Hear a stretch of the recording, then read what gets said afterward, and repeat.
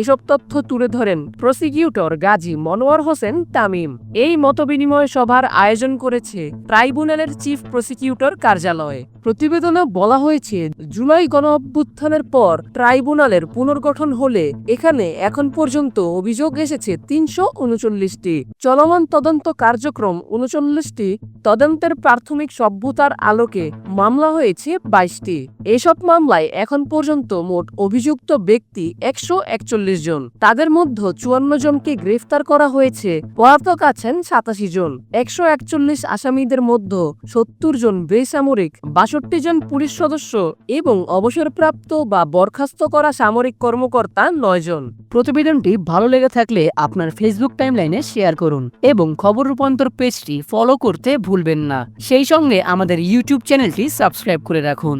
এতক্ষণ খবর রূপান্তরের সাথে থাকার জন্য আপনাদের সবাইকে অসংখ্য ধন্যবাদ।